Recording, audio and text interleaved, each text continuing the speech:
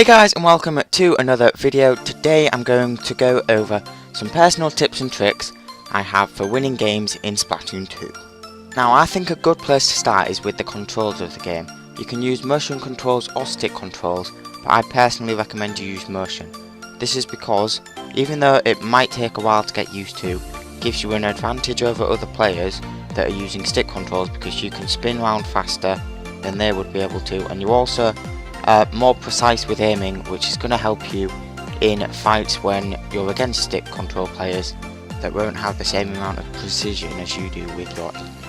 My second tip is very simple and pretty much will only be for beginners, but don't waste your time covering all the walls in the whole map, as it doesn't count towards which team wins, and the only reason you should have to cover walls is if you need to climb up them to get on top of some sort of structure. Another tip is to sneak around behind the back of your enemies, as you can sneak up on them and kill them by surprise. This works well particularly in splat zones, I find, because the mechanic of that mode is getting control of two zones or sometimes even one big one, and if you can get behind the enemies, kill all four of them and have their whole team dead, you are pretty much 100% gonna get control, which is very useful towards winning in that game mode.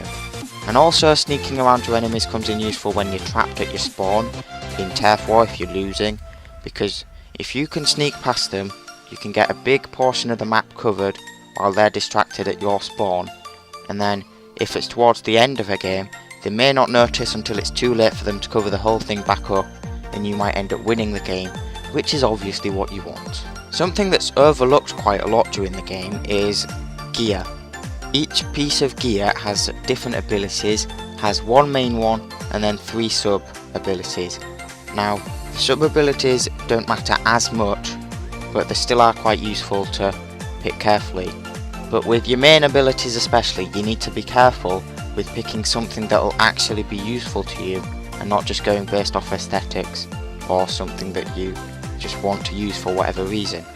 For example, I find with shooter weapons such as the Sploosh-O-Matic or the Aero Spray that if you use run speed up, it's quite useful with getting tons of coverage, and say weapons like blasters, I find having swim speed up to be quite useful. Now that's just my opinion, but you might find it the same, or you might find out about some other combination that works quite well for you.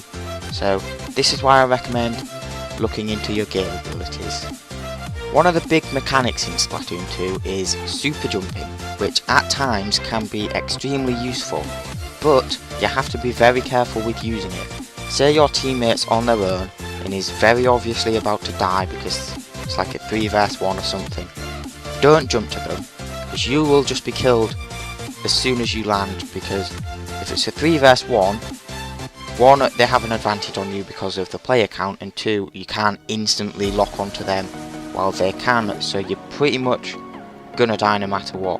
Also, don't super jump in like the last 10 seconds of a game, because you're unlikely to land in time to be able to do anything, so it's just pointless. Another tip I have is to do with curling bombs and the ninja squid ability. If you use both of these combined, you can follow your curling bomb, swim in the ink it creates, and very quickly move across the map, potentially past enemies, and then get into their spawn and cover a ton of their paint with yours, which is going to help you win that game. Now this works especially well on maps like Port Mackerel, where there are a lot of long corridors that you can just send your curling bomb down and do very well at getting past your enemies and potentially winning the game. Now my final tip is to do with all weapons, and it's that you shouldn't just use the same weapon all the time on every map and every mode, as not every weapon is brilliant on every mode.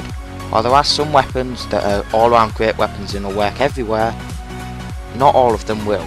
For example, if you're on Turf War, don't use something that can't turf the map very well, because you're not playing towards the objective of the game, which is pretty pointless in my opinion.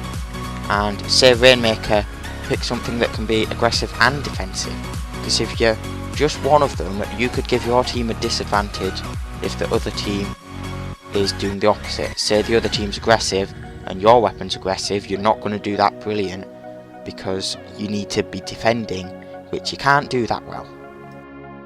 So guys, that's it for this video. I hope you found all the tips helpful, and if you have any others, make sure to leave them in the comments down below for other people, because we all want to help each other out, and that's what this video is for, and so are the comments. So, hope you enjoyed, thanks for watching, and I'll see you in the next one. Goodbye.